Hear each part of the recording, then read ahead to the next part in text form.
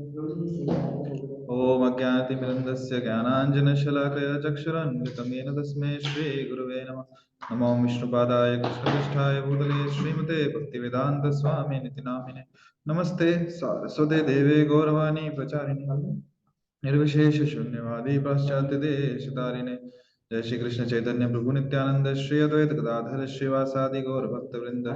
हरे कृष्णा कृष्ण कृष्णा हरे हरे, हरे राम राम राम हरे हरे।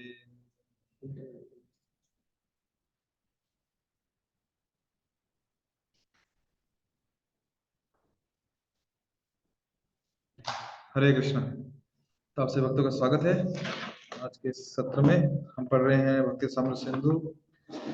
और किन्हीं भक्त को याद है हम कहाँ से पढ़ना चाहते, मतलब कहाँ से पढ़ रहे थे, तो कृपया बता दीजिए, हम वहां से पढ़ना शुरू करते हैं।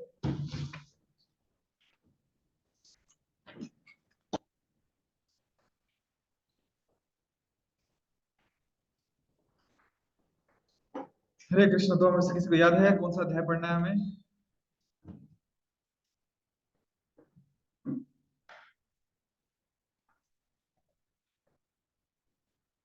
Page number 106।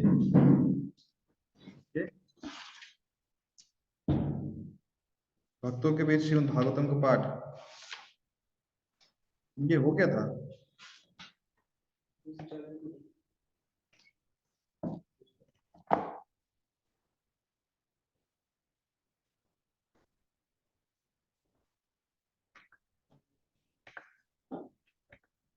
भक्तों के बीच श्रीमद् भागवतम का पाठ हो गया था। हमने 12वां स्कंद, बस 12वां अध्याय कंप्लीट किया था।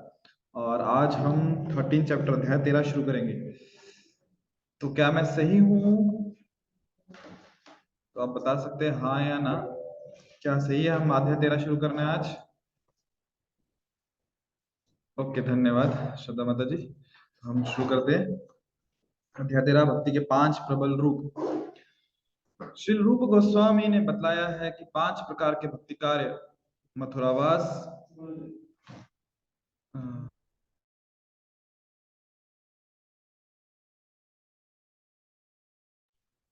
श्री रूप गोस्वामी ने बताया है कि 5 प्रकार के भक्ति कार्य मथुरावास, भगवान के अर्च विग्रह की पूजा, श्रीमद् भागवत का पाठ, भक्त की सेवा तथा हरे कृष्ण मंत्र का कीर्तन, ये इतने प्रबल हैं कि इनमें से किसी भी एक के साथ थोड़े से अनुराग से नव दीक्षित में भी भक्ति भाव विकसित हो सकता है।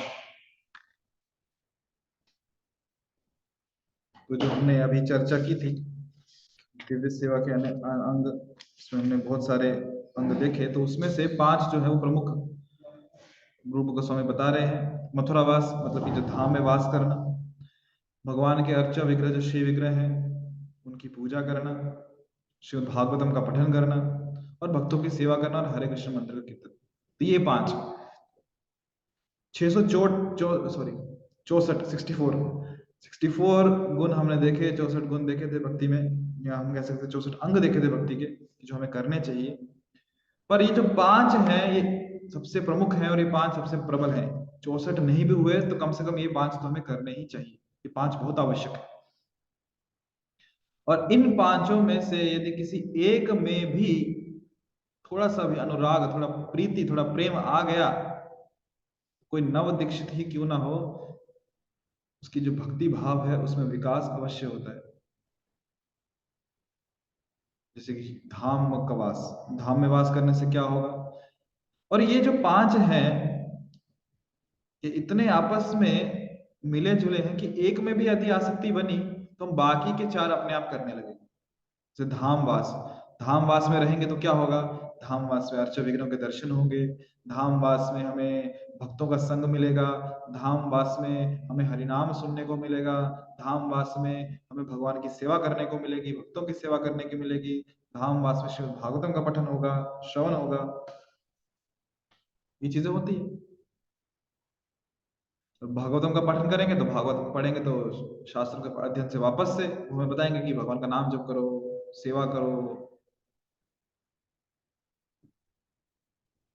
और जब कीर्तन करेंगे कीर्तन करेंगे तो स्वाभाविक है सेवा करने की रुचि होगी, भगवान के विग्रह की सेवा करने की इच्छा होगी, भागवतम पढ़ने की इच्छा होगी, धाम में सेवा करने की इच्छा होगी जहाँ भगवान ने लीलाएं की। तो किसी में से इसमें से किसी एक को भी हमने पकड़ लिया तो उससे हमारी प्रगति होगी, हम धीरे धीरे बाकी अंग भी जो भक्ति के वो करने लगेंगे। श्रील रूप गोस्वामी ने भगवान या अर्चा विग्रह की पूजा के विषय में जो श्लोक लिखा है उसका अर्थ निम्नलिखित है। हे मित्र, यदि आपको अब भी इस भौतिक जगत में अपने मित्रों की संगति का आनंद उठाने की इच्छा है तो आप केशी घाट यानी कि वृंदावन में स्नान घाट है जहां पे भगवान ने जब केशी घाट का जो वर्णन है कि केशी घाट नाम कैसे पड़ा केशी घाट का, वृंदावन में जो असुर आया था केशी नाम का, जो अश्व था घोड़ा था, उसका भगवान ने वध किया था। कैसे किया? तो भगवान ने अपना मुक्का उसके मुंह में डाल दिया, ऐसा डाला कि उसका उसे सांस ही नहीं ली जा रही थी, उसका दम घुट गया और वो मर गया। उसके बाद वो गंदा हाथ लेके, हालांकि भगवान का सब दिव्य है, फिर भी उसके क्योंकि मुंह में हाथ डाला था तो वहां पे केशी घाट पे भगवान यमुना के किनारे हाथ धोने के लिए आए, तो वो है केशी घाट। तो वृंदावन में स्नान घाट है, भक्त लोग वहां स्नान करते हैं, तो उसके तट पर खड़े कृष्ण। हाँ, तो अभी यदि हमारी, जैसे रूप गोस्वामी हम सबको कह रहे हैं कि यदि आपको अब भी इस भौतिक जगत में अपने मित्रों की संगति का आनंद उठाने की इच्छा है कि ये मेरे मित्र हैं, मेरे रिश्तेदार हैं, मेरे अपने हैं, यदि अभी भी इच्छा है मन में कि उनके संग में रहना है, तो फिर गलती से भी कभी भी वृंदावन में जो केशी घाट है उसके तट पर खड़े कृष्ण के स्वरूप को मत देखना। क्यों? क्योंकि वे गोविंद कहलाते हैं और उनकी आंखें अत्यंत मोहक हैं। वे बांसुरी बजा रहे हैं और उनके सिर पर मोर पंख है। उनका सारा शरीर आकाश की चांदनी से प्रकाशित हो रहा है, तो उन्हें मत देख लेना गलती से। तो तात्पर्य क्या है? तो तात्पर्य आगे बता रहे हैं कि इस श्लोक का तात्पर्य यह है कि यदि कोई अपने घर में पूजा करने से भगवान कृष्ण के अर्चा विग्रह या श्री मूर्ति के प्रति अनुरक्त है तो तथा कथित मित्रता, प्रेम तथा समाज जैसे अपने संबंधों को भूल जाएगा। यदि अब भी आसक्ति है कि मित्रों के साथ रहने की, भौतिक आनंद करने की, तो गलती से भी वृंदावन में यमुना के तट पर किसी घाट पे उन मनमोहक कृष्ण को मत देखना जो क्या कर रहे हैं, बांसुरी बजा रहे। क्योंकि एक बार उस श्याम सुंदर कृष्ण का दर्शन कर लिया तो फिर भौतिक आनंद में, भौतिक रिश्तेदारों में, भौतिक मित्रों में रुचि नहीं बचेगी, सब खत्म हो जाएगा। तो ये उल्टा तरीका है बात समझाने का। क्योंकि जब सीधे तरीके से बोलेंगे यदि कृष्ण में आसक्ति चाहिए तो कृष्ण के दर्शन करो, तो नहीं करेंगे, तो घुमा के बोल रहे हैं, जिसको बोलते हैं ना टॉन्ट मारते हुए, यदि भौतिकता में आसक्ति है तो फिर कृष्ण के दर्शन मत करो, नहीं तो भौतिक मित्रों को भूल जाओ। इस तरह हर गृहस्थ का कर्तव्य है कि भगवान के अर्च विग्रहों को अपने घर में स्थापित करके अपने परिवार वालों के साथ पूजा करना शुरू कर दे। कहने का तात्पर्य यह है कि हमें भगवान के दर्शन करने हैं और उनकी पूजा करनी है ताकि उनमें हमारा प्रेम और बढ़े। इसमें कृष्ण में,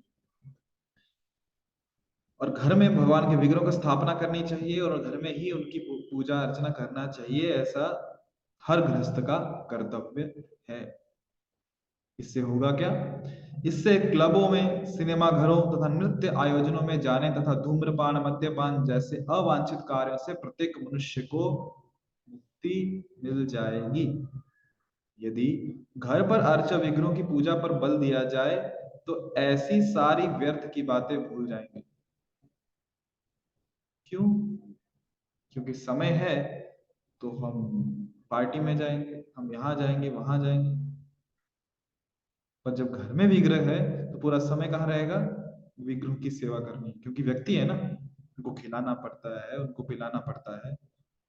पड़ता शब्द भी थोड़ा गलत हो जाएगा, हमें करना है, उनकी सेवा करनी, मजबूरी नहीं, आनंद पूर्वक उन्हें सुलाना है, उन्हें उठाना है। बहुत बार ऐसा होता है, आप लोगों का भी अनुभव होगा, जिन भक्तों के घर में विग्रह हैं उनको सुलाते हैं, उनको जगाते हैं, उनको दिन में 3-4 बार भोग लगाते हैं, तो बहुत बार हम बाहर के फंक्शन नहीं जाते, कहीं शादी है, पार्टी है, किसी ने बुलाया है, ये है, नहीं जाते। क्यों? क्योंकि वहां चले गए तो घर में जो विग्रह है उनकी सेवा कौन करेगा? उनको खिलाएगा कौन? उनको पिलाएगा कौन? उनको सुलाएगा कौन? उनको उठाएगा कौन? वो तो दुर्लक्षित हो जाएंगे, तो हमारी उनकी सेवा कैसे होगी? इसलिए बहुत बार हम ऐसे जो प्रोग्राम होते हैं, कहीं बाहर किसी को मिलने जाना है, शादी है, बर्थडे पार्टी है, बहुत बार हम कैंसिल कर देते हैं, या एटलीस्ट घर में कोई तो व्यक्ति रुक जाता है। क्यों? सेवा करनी है। कहने का तात्पर्य है कि जब हम सेवा में लगते हैं तो बाकी चीजों से मुक्ति मिल जाती है। श्री रूप गोस्वामी आगे लिखते हैं, हे मूर्ख मित्र, मेरे विचार से तुमने मंगलप्रद श्रीमद् भागवत को पहले से थोड़ा बहुत सुन रखा है, जिसमें सकाम कर्मों, आर्थिक विकास तथा मुक्ति के फलों की आकांक्षाओं की बुराई की गई है। अब निश्चित रूप से श्रीमद् भागवत के दशम स्कंद में कृष्ण लीला विषय श्लोक तुम्हारे कानों से धीरे धीरे प्रवेश होकर तुम्हारे हृदय में जाएंगे। तो यहाँ पे रूप गोस्वामी आगे बता रहे हैं, हे मूर्ख मित्र, किसे मतलब सामने वाला जो व्यक्ति है, या फिर हम कह सकते हैं कि मन को ही समझा रहे हैं कि पहले से श्रीमद् भागवतम कुछ तो सुना हुआ है, जहाँ पे सकाम कर्म जो हो गए, आर्थिक विकास हो गया, जो मुक्ति के फल है, उनकी आकांक्षा को बुराई की गई है कि ऐसी इच्छा नहीं करनी चाहिए। कैसे कैसी इच्छा? कि कर्म कर रहे हैं तो उसका कुछ फल चाहिए, या फिर कुछ हमें आर्थिक विकास चाहिए, या फिर मुक्ति चाहिए। इसके बारे में भागवतम में स्टार्टिंग में ही उसकी बुराई की गई है। तो निश्चित रूप से जैसे जैसे भागवतम में आगे पढ़ेंगे, दशम स्कंद आएगा, जब हम कृष्ण लीला के विषय में सुनेंगे, कृष्ण लीला के श्लोकों को सुनेंगे, तो तुम्हारे कानों से धीरे धीरे प्रवेश करेंगे। और कहाँ पे जाएंगे? हृदय में जाएंगे। तो श्रीमद् भागवतम के श्लोक कानों के माध्यम से धीरे धीरे हृदय में प्रवेश कर रहे हैं। अर्थात कौन जा रहा है हृदय में? स्वयं श्री कृष्ण जा रहे हैं। श्रीमद् भागवतम और भगवान श्री कृष्ण कोई भेद नहीं। श्रीमद् भागवतम को विशेष रूप से दशम स्कंद, जहाँ पे पूरे 90 अध्याय कृष्ण लीला पे ही आधारित है, सीधा सीधा कृष्ण की लीला है भगवान की, तो वो जब कर्ण रंध्रों से हृदय में प्रवेश करेंगे, साक्षात अर्थात कृष्ण हमारे हृदय में प्रवेश कर। एक और विशेष चीज, जब घर में हम ऊपर के जो पैराग्राफ में देख रहे थे, जो घर में जब विग्रह होते हैं उनकी सेवा करते हैं, तो जैसे कि हमने चर्चा की कि बहुत बार हम बाहर के फंक्शन, पार्टी, रिसेप्शन, जो जो भी कार्यक्रम होते हैं बाहर, उसमें नहीं जाते। क्यों? क्योंकि हमें भगवान की सेवा करनी होती है। तो ये किस कारण से होता है? एक तो होता है कि कभी बार भय के कारण होता है कि अगर नहीं सेवा करेंगे भगवान रूठ जाएंगे, या कभी कभी कर्तव्य बुद्धि से भी होता है कि अभी घर में विग्रह लाए तो उनकी सेवा करना हमारा कर्तव्य है। परंतु उससे ऊपर है प्रेम, कि क्योंकि हम कृष्ण से प्रेम करते हैं, इसलिए हमें प्राथमिकता उनकी सेवा को देनी है। हाँ, हमारा स्तर कौन सा है वो इंडिविजुअली हमें पता है, पर हमें भय से ऊपर कर्तव्य, और कर्तव्य से ऊपर प्रेम तक आना है, जहां पे हम उस भाव से हमारे जो घर में अर्च विग्रह है उनकी सेवा कर सके। आगे बढ़ते हैं। श्रीमद् भागवत के प्रारंभ में कहा गया है कि जब तक मनुष्य में कर्म कांडों, आर्थिक विकास तथा ब्रह्म से तादात्म्य, यानी कि मुक्ति के सकाम फलों को कूड़े के समान निकाल कर बाहर फेंकने की योग्यता नहीं आ जाती, तब तक वो श्रीमद् भागवत को नहीं समझ सकता। मतलब श्रीमद् भागवत समझना है तो हृदय में कैसा चाहिए? निर्मत्सर चाहिए। क्योंकि श्रीमद् भागवतम को वही, क्या कह सकते हैं, उसका आनंद उठा सकते हैं, उसका रसास्वादन कर सकते हैं, जो निर्मत्सर है, जिनके हृदय में, जो हम कह सकते, जो निर्मल हृदय के हैं, जिनके हृदय में ऐसी कुछ इच्छाएं नहीं है। कैसी इच्छा? जहाँ कर्मकांड से कुछ फल प्राप्त करने की इच्छा है। कर्मकांड मतलब क्या? कि हम कोई भी ऐसा कार्य कर रहे हैं स्वाभाविक, जो शास्त्रों द्वारा प्रमाणित है, पर उसके बदले में कुछ इच्छा चाहते हैं कि हमें कोई ये फल चाहिए। एकादशी कर रहे हैं, उसका क्या फल मिलेगा? नाम जप कर रहे हैं, उसका क्या फल मिलेगा? उपवास कर रहे हैं, उसका क्या फल मिलेगा? यज्ञ कर रहे हैं, उसका क्या फल मिलेगा? भगवान के दर्शन कर रहे हैं, उसका क्या फल मिलेगा? जहां पे बुद्धि ऐसे फल पे ही अटकी हुई है कि मुझे विशेषकर भौतिक फल क्या मिलेगा, उसे कहते हैं कर्मकांड। या फिर आर्थिक विकास, या फिर मुक्ति। ऐसा यदि मन में अभी भी अभिलाषाएं हैं तो श्रीमद् भागवतम का हम नहीं समझ पाएंगे। भागवत में भक्ति का एकांतिक वर्णन हुआ है।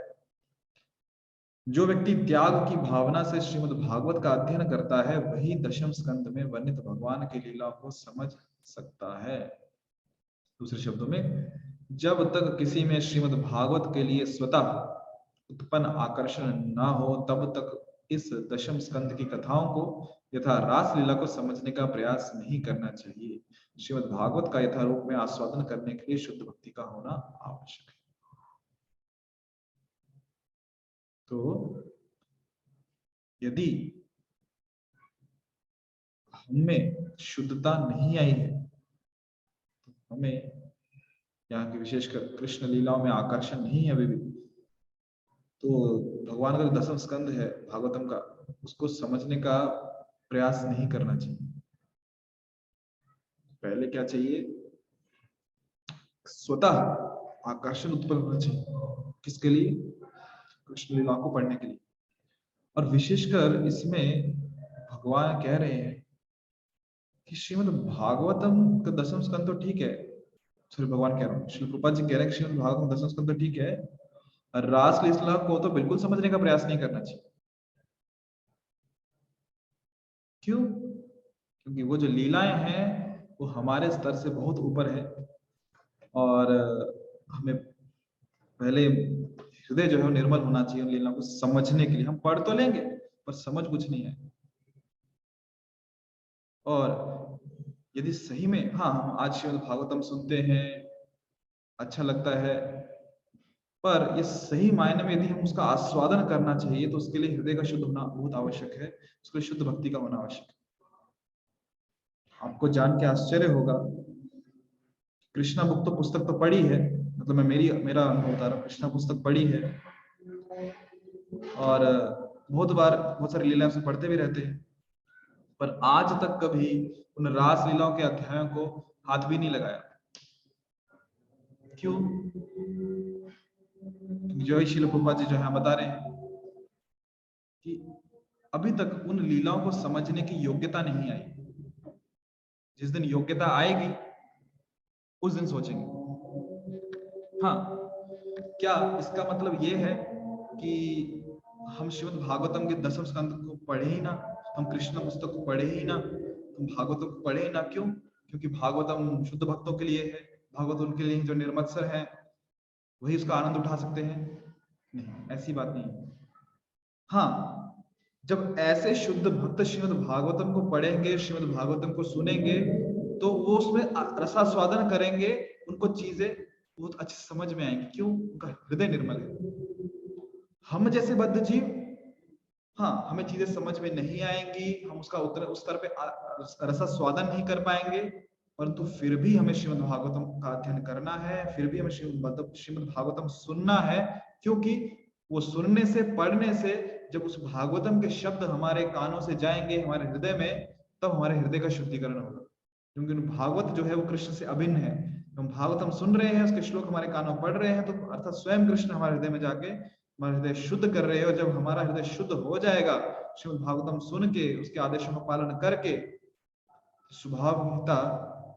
स्वाभाविक है कि क्रमशः धीरे धीरे जब हृदय शुद्ध होगा तो हमें श्रीमद् भागवतम के जो उसमें कथाएं हैं, लीलाएं हैं, वो उसमें आनंद आने लगेगा, उसमें हम भी रसास्वादन करने लगेंगे और हमें वो ज्ञान समझ में आने लगेगा। धीरे धीरे जितनी जितनी शुद्धता बढ़ेगी उतना उतना समझ में आने लगेगा, जितनी जितना शुद्धता बढ़ेगी उतना उतना उसमें आनंद आने लगेगा।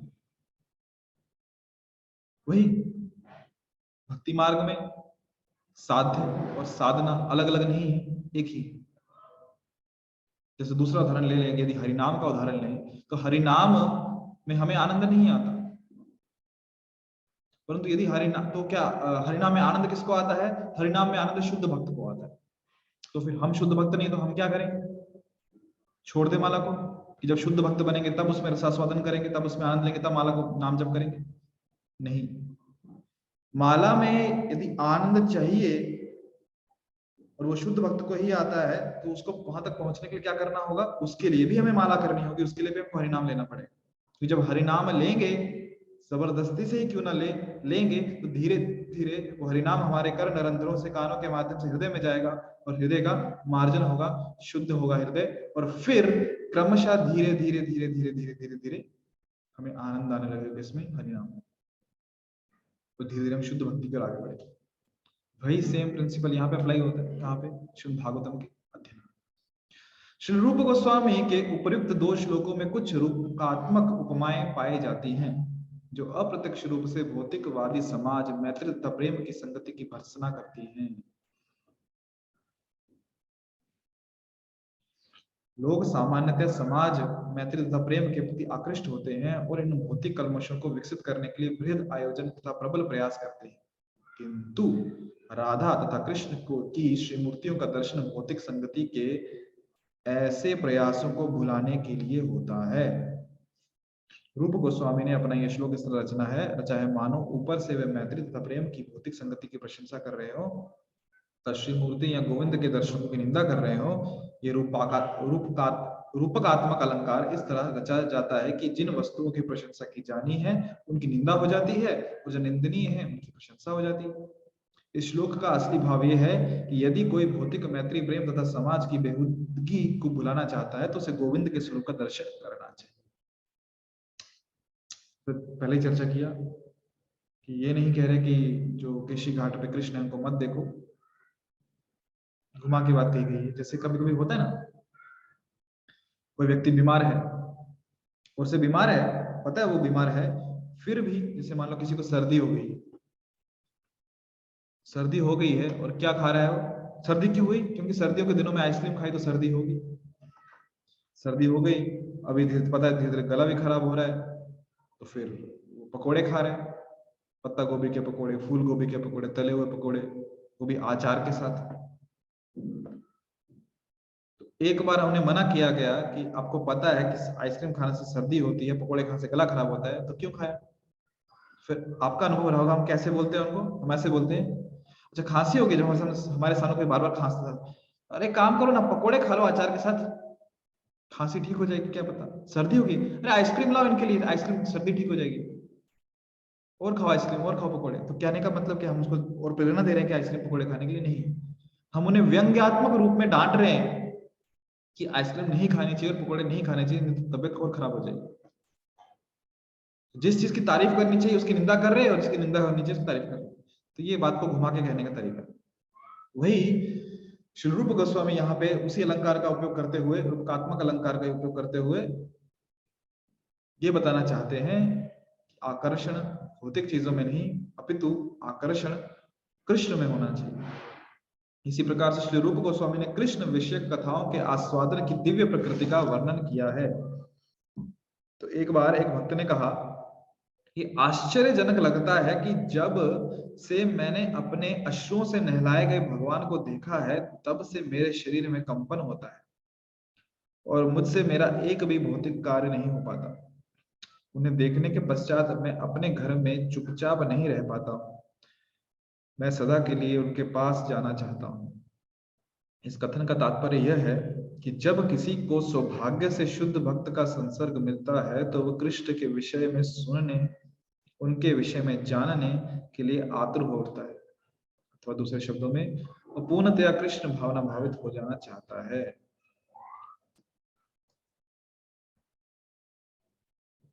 इसी प्रकार महामंत्र के श्रवण तथा कीर्तन के विषय में एक कथन है।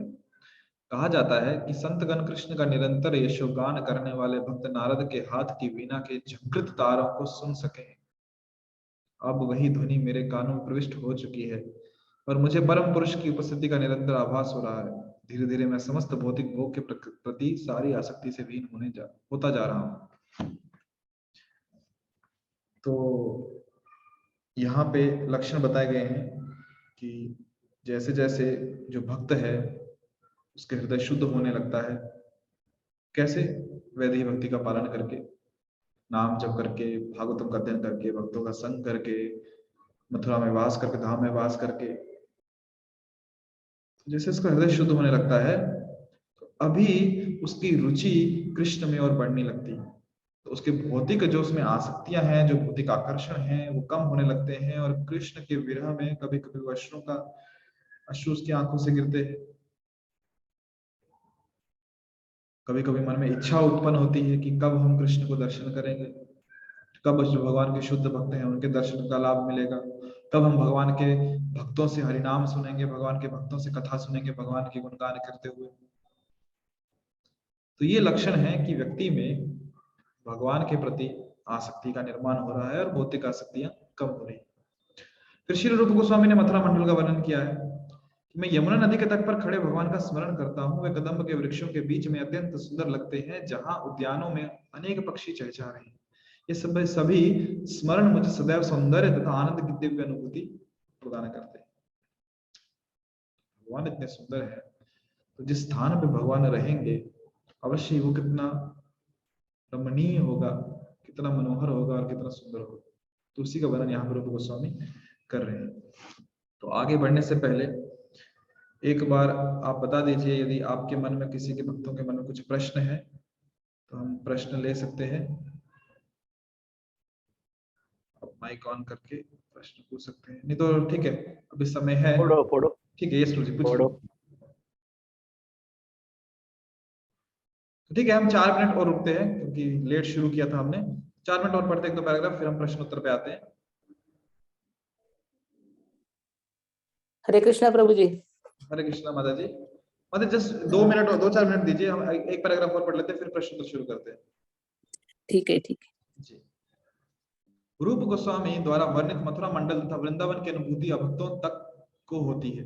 मथुरा जिले के 84 वर्ग मील के अंतर्गत आए स्थान यमुना नदी के तट पर इतने सुंदर ढंग से स्थित है कि एक बार वहां जाने वाला इस भौतिक जगत में फिर लौटकर आना नहीं चाहेगा।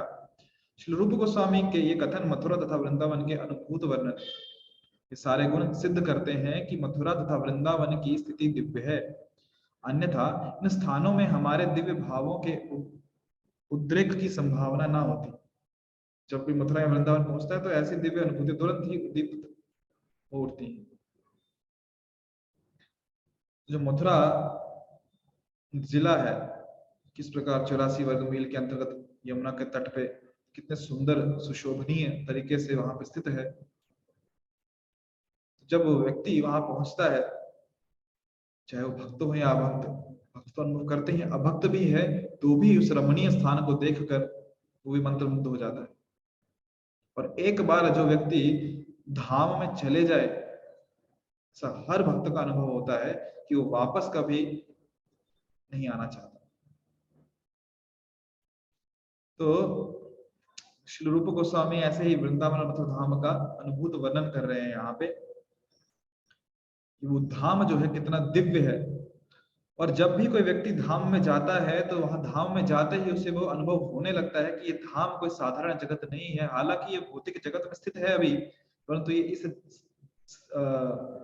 जगत की कुछ स्थान नहीं है, स्थान इस जगत में है ही नहीं, कुछ स्थान इस जगत से दुर्लभ है, कुछ something out of this world, कुछ तो अलौकिक है यहाँ। पर शर्त फिर भी वही है, जब धाम में जाएं तो कानों से इसको देखें, आंखों से देखने का प्रयास न करें, क्योंकि आंखों से देखेंगे तो फिर वो भौतिक जगत का ही दिखेगा, परंतु यदि कानों से देखेंगे तो समझ में आएगा कि जो धाम है इस भौतिक जगत का नहीं है, यह आध्यात्मिक जगत से आया है। जी, अभी आप प्रश्न पूछ सकते हैं माइक ऑन करके।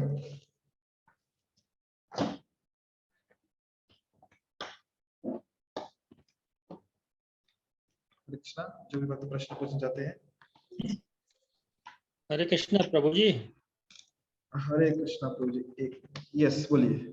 प्रभु जी, अभी वृंदावन यात्रा में अपन जो कृष्ण मूर्ति की घाट की जो जिक्र हुई है वो देखने जाएंगे हम?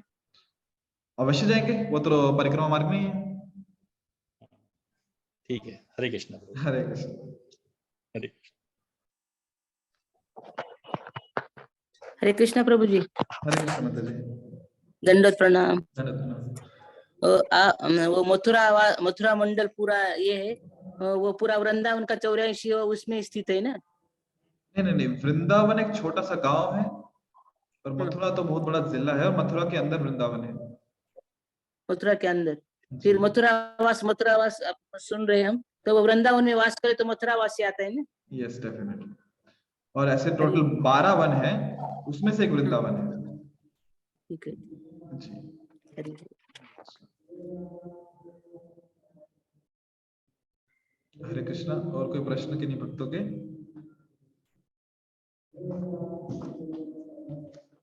क्या बात है, आज कोई प्रश्न नहीं है? हरे कृष्णा। तो ठीक है, हम शुरू करते हैं आगे पढ़ना, यदि कोई प्रश्न नहीं है तो।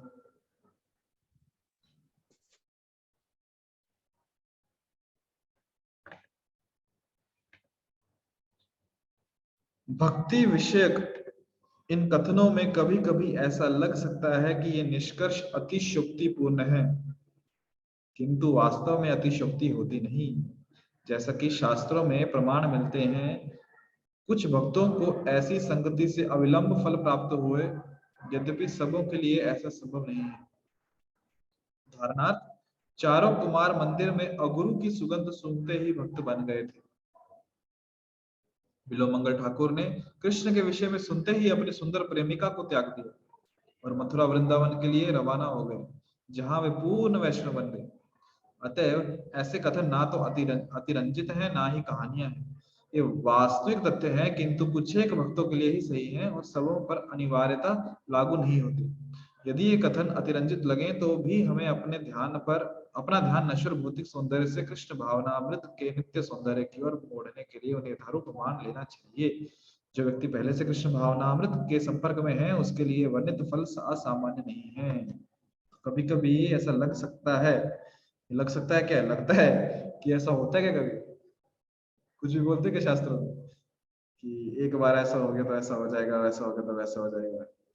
भगवान के आया था ना उदाहरण एक, किसका? वो दक्षिण भारत के उसका एक भक्त थे, मतलब रामाचार्य या यमुनाचार्य, उनके शिष्य थे। उनको बोला,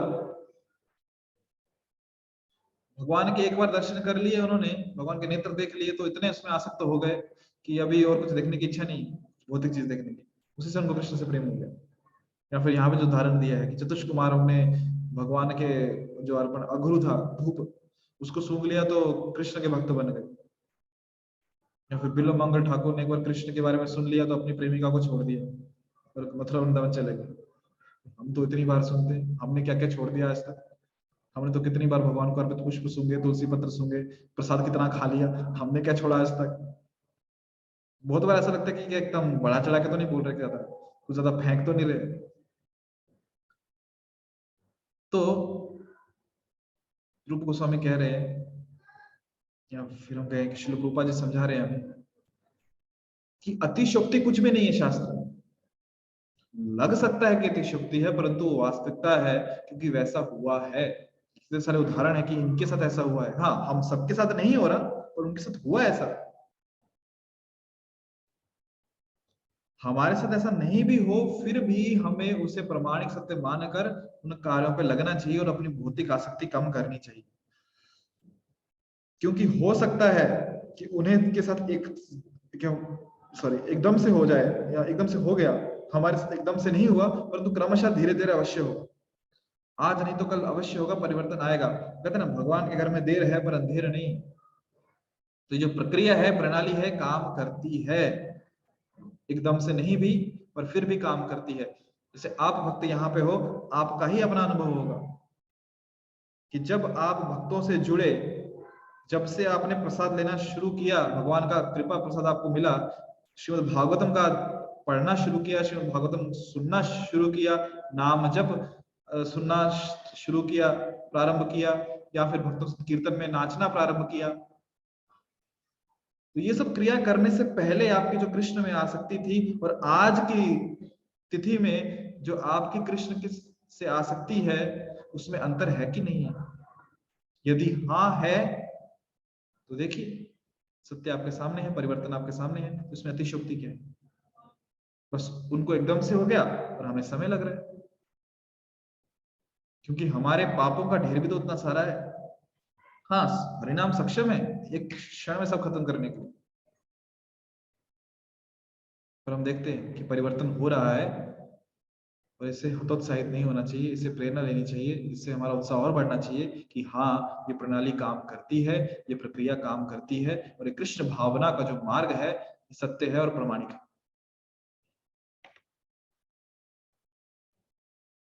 तो आगे बढ़ने से पहले मैं यहाँ रुकूंगा, ये कल 2 पैराग्राफ कल पढ़ेंगे। किन्हीं वक्त तक मैंने कुछ प्रश्न है, कुछ कहना चाहते तो कह सकते हैं। 3 मिनट हमारे पास शेष हैं, बचे हैं।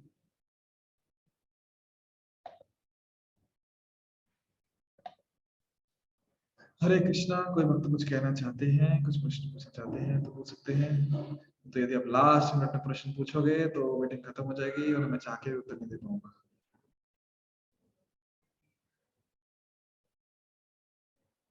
कोई प्रश्न? हरे कृष्ण प्रभु जी। हरे कृष्णा। प्रणाम। दंड प्रणाम। प्रभु जी, मतलब प्रश्न नहीं कह सकते, लेकिन जैसे आसक्ति के बारे में बहुत चर्चा हो रही है, क्या आसक्ति आसक्ति। जी। तो एक्चुअली आसक्ति है क्या? क्योंकि अगर देखा जाए तो कहते हैं हम कि इससे आसक्त है, उससे आसक्त है, लेकिन जैसे आपने बताया कि शास्त्रों में जो हम सुनते हैं या पढ़ते हैं तो उनके जीवन में बहुत जल्दी होता है वो, और हमारे जीवन में देखा जाए तो धीरे धीरे, तो वो भी आसक्ति मतलब कह सकते हैं। जैसे कि चाय पीना हमारे लिए बहुत ही जरूरी था पहले, लेकिन आसानी से छूट गया। तो मतलब हम ऐसे बातों को आसक्ति कैसे कह सकते हैं कि जो छूट जाती है? तो आसक्ति देखो, ठीक है, मुझे खुद को करेक्ट करना चाहिए, मैं खुद की गलती मानता हूँ। ये ऐसा कहना चाहिए कि भौतिक आसक्ति छूट जाए, हमें भौतिक आसक्ति से बचना है और आसक्ति कृष्ण में रखनी है। तो आध्यात्मिक आसक्ति चाहिए हमें, बिना आसक्ति तो रह भी नहीं पाएंगे।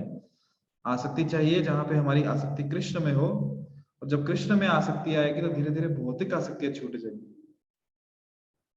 और आपका प्रश्न क्या था कि चाय का क्या, कि वो आसक्ति कैसे है? हाँ, जैसे कोई भी चीज समय के अनुसार हम छोड़ देते हैं ना, जब हाँ। हमें ये कहिए कि हमें अच्छा मार्गदर्शन मिल रहा हो, या जैसे अभी साधना करते हैं तो बहुत सी चीजें छोड़ दिया है या छूट गई है कहिए, और बहुत से जो हमारे जीवन के लिए सही है वो हमने जोड़ लिया है। मतलब कुछ जोड़ा है इसलिए कुछ छूटा है, या फिर कुछ छोड़ा है इसीलिए तो कुछ जोड़ पाए हैं। तो जैसे अटैचमेंट या आसक्ति कहते हैं, तो फिर आसक्ति का सही मतलब हम क्या समझे? देखो, मुझे जहां तक समझ में आ रहा है, आप आसक्ति और प्रेम में कंफ्यूज हो रहे हो जी, है ना। तो देखो, आसक्ति, भौतिक आसक्ति वो छोड़नी है, वो छूटनी ही चाहिए। आसक्ति कृष्ण में होनी चाहिए, और एक बार कृष्ण से आसक्ति हो गई, जो वास्तविक जिसे हम प्रेम कहते हैं, कृष्ण के प्रति प्रेम उत्पन्न हो गया, तो फिर वो नहीं छूटेगा। मुझे जो समझ में आ रहा है, आप कंफ्यूज हो रहे हो।